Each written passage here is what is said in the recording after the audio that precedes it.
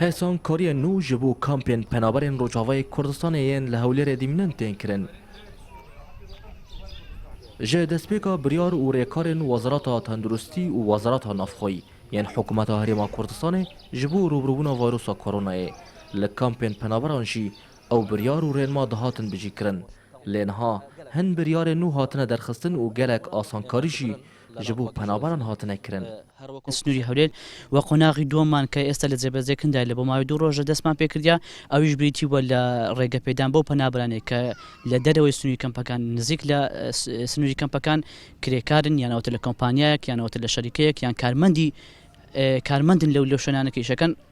ڕێگە پێدانمان پێدانە دەتوانن کار بکەن پاڵپشتێکمان کە بۆی لە بۆ هەر ئیدارەشەکەم پێبینی کە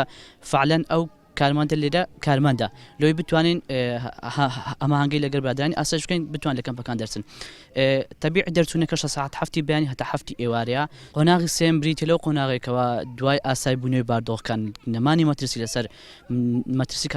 ڤایرۆسی کۆرۆنا لەسەر هەرێمی کوردستان دەرکەکان ئەکرێنەوە وەکو پێش قۆناغی کۆرۆنا پەنابەرەکان ئازاد دەبن لە هاتوچیان لە بۆ هەر کاروبارشی ڕۆژانە پنابرجی به بریار نو کیف خوشن و بهیوینه اوایروس به تمامی نمینه و جانجی و کوبر آسایی ببه. الحمدلله باشه قلق باشه كيف خلقي جيتي الحمد لله يعني وقت تشتكي زانن ام نخوشي يعني ان شاء الله دوري مكاتيا كيف خلقتي مثلا وهدي مثلا ودريش مره وبي ان شاء الله خلق بقارش خرج درفه كار بكي تشج درفه دشن هوليري حتى وكي موافقه كي اداره الدوا دشنج درفه جي ودشنا هولير جي دكن وهلكر دكتور نخوشي جي هبن دشنا جم دكتوره مراجعه خوشي بكن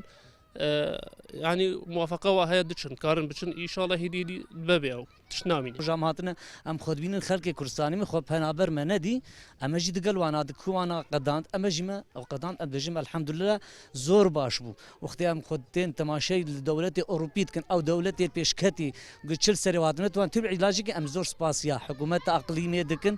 او تشتكن كاس نتواني بالدولت الاوروبي جي تشتي بك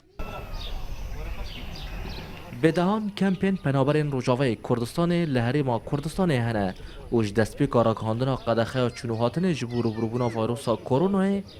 ریکار و رنماجی لناف کامپان دهاتن بجی کرن. زردشت همه کردستان 24 کمپا باسرما